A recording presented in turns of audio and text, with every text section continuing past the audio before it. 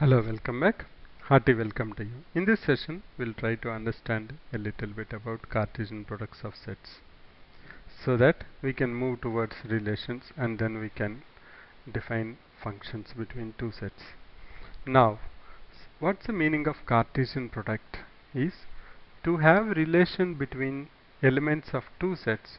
First, I should be able to place them next to each other, or I should be able to link up the elements between the two sets. For that, what we will do, let us take two simple sets. We will say A equal to elements as A, B, C, and B equal to with the elements 1, 2, 3, which we have given here in roster form. There are two sets A, B. Now A cross B is defined as a set of all the values of x, y such that x belongs to A and y belongs to B. Now if you identify this, this is nothing but called as ordered pair.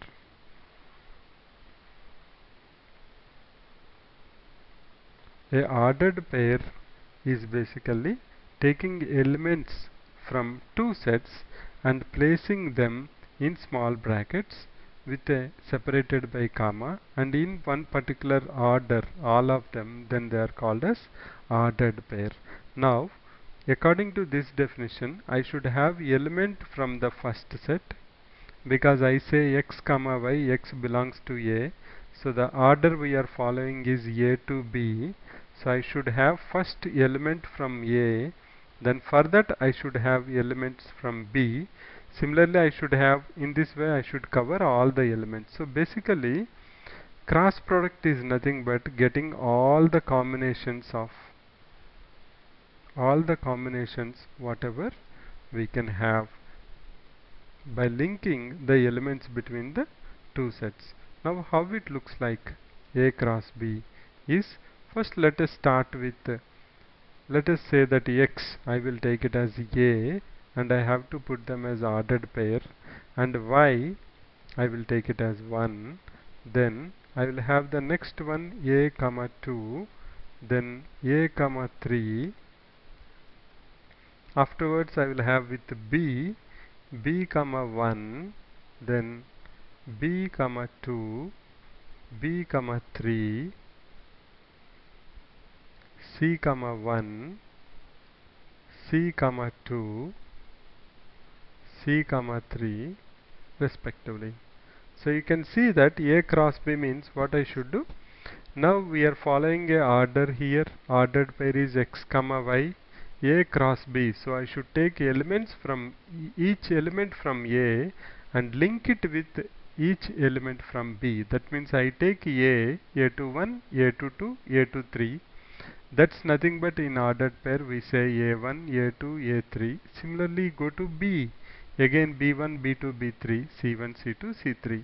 You can clearly see that A cross B is not equal to B cross A, because in B cross A the order is going from y, x such that x belongs to A, y belongs to B. So you are in B cross A, the elements will be 1A, 1B, 1C, 2A, 2B, 2C, 3A, 3B, 3C. So A cross B is not equal to B cross A.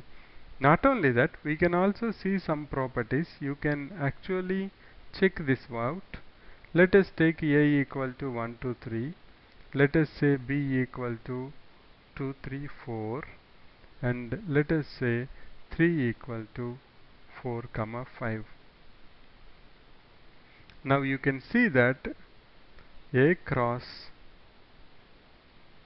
B intersection C is nothing but equal to A cross of B intersection C is nothing but equal to A cross B intersection A cross C.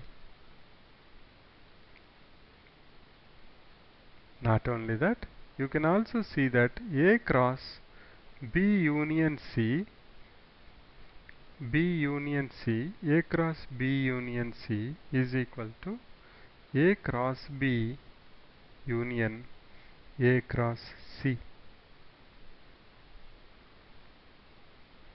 You can take this example and you can do that. You know that. Let us check one. We'll check the first one. Okay. What is B intersection C? 2, 3, 4, 4, 5. B intersection C. I'll change the color.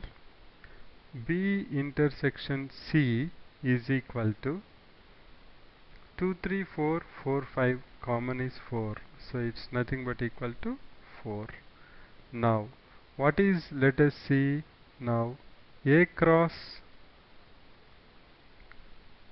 B intersection C is nothing but equal to, now I have to start with A and I have to do that with B cross C, that's nothing but equal to 4. So I have to start with A now, 1, 4, that will be 1, 4, 2, 4, 3, 4. That will be A cross B intersection C.